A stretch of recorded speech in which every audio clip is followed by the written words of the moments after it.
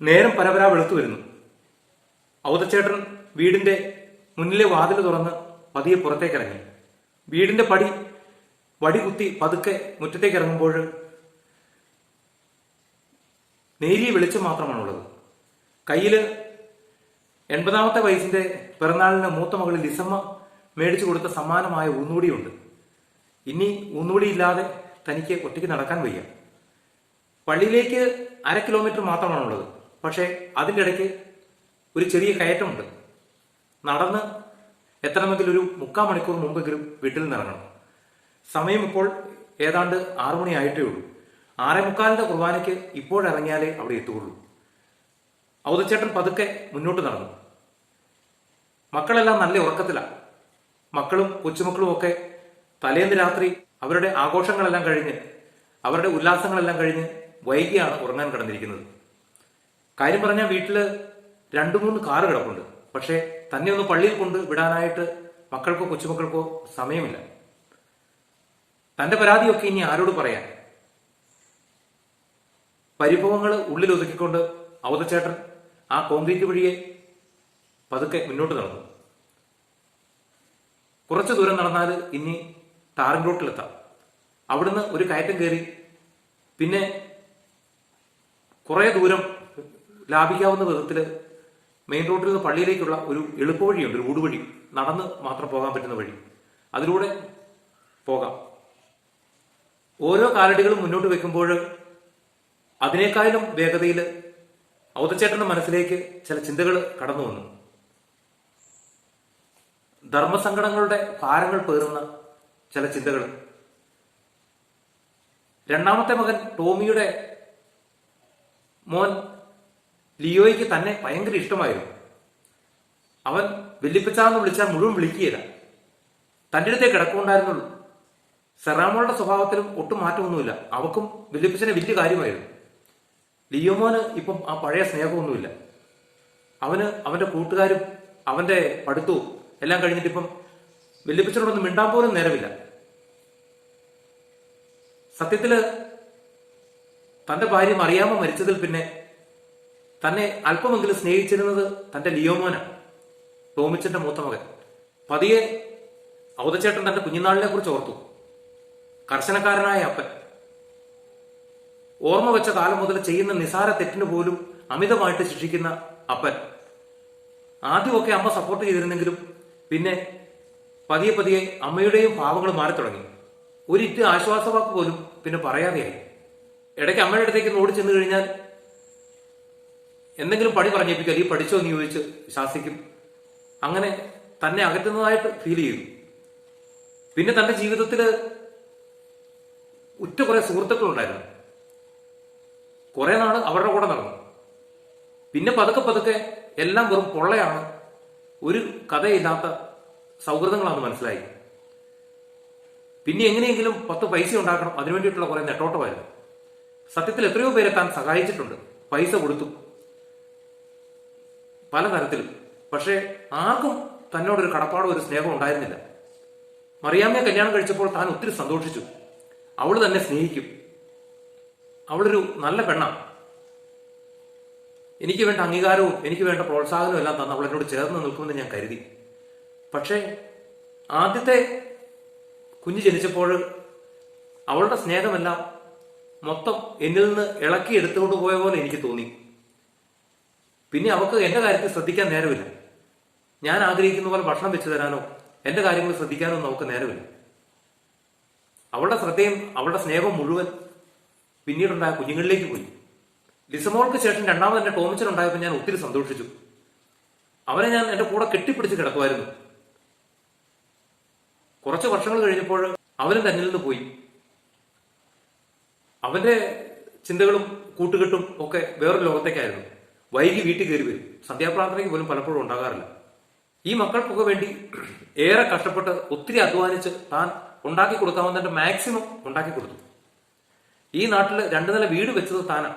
മക്കളെയൊക്കെ പ്രൗഢിയോടെ വളർത്തി ഇംഗ്ലീഷ് മീഡിയത്തിൽ ചേർത്തു. അവർക്ക് ആവശ്യമുള്ള വിദ്യാഭ്യാസം എല്ലാം കൊടുത്തു.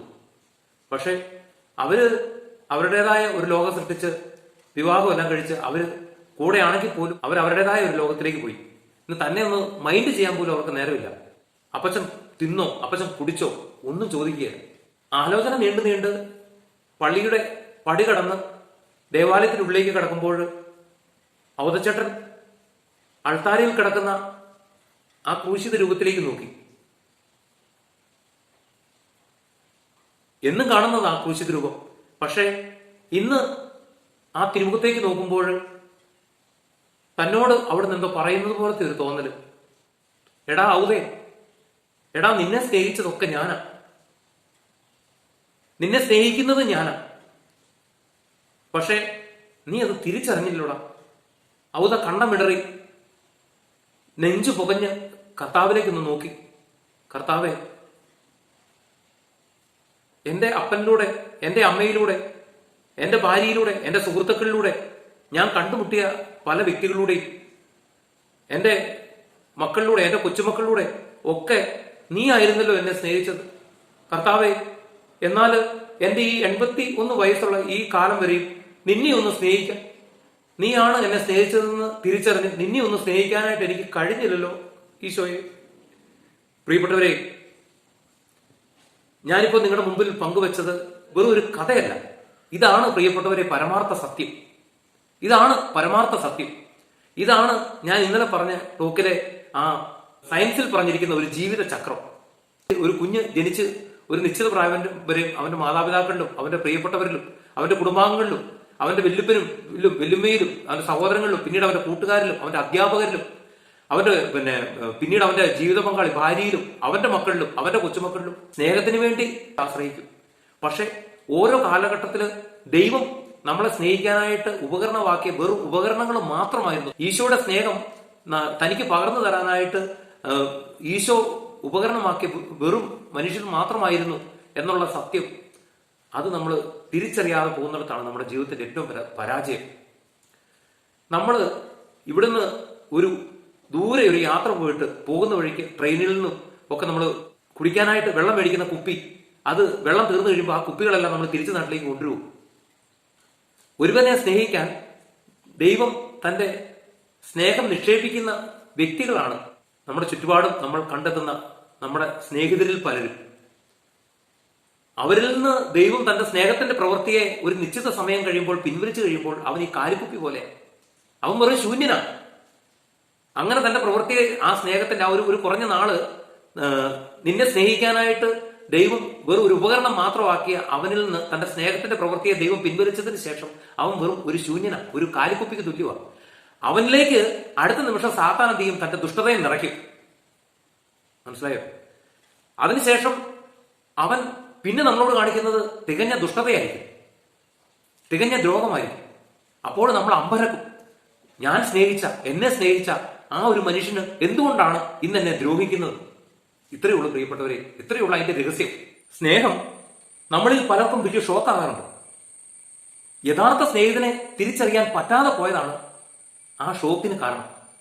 അതുകൊണ്ട് നമ്മളെ ആരെങ്കിലുമൊക്കെ ഈ ലോകത്ത് സ്നേഹിക്കുന്നുണ്ടെങ്കിൽ, നമ്മുടെ മാതാപിതാക്കൾ, നമ്മുടെ സഹോദരങ്ങൾ, നമ്മുടെ സുഹൃത്തുക്കൾ, നമ്മുടെ ജീവിത പങ്കാളി, നമ്മുടെ മക്കള്, നമ്മുടെ കൊച്ചുമക്കള്, നമ്മുടെ കൂടെ ജോലി ചെയ്യുന്നവര്, നമ്മുടെ തൊഴിലാളികൾ, നമ്മുടെ മുതലാളി, ആരെങ്കിലുമൊക്കെ നമ്മളെ സ്നേഹിക്കുന്നുണ്ടെങ്കിൽ നീ ഒരു കാര്യം മനസ്സിലാക്കിയാൽ മതി.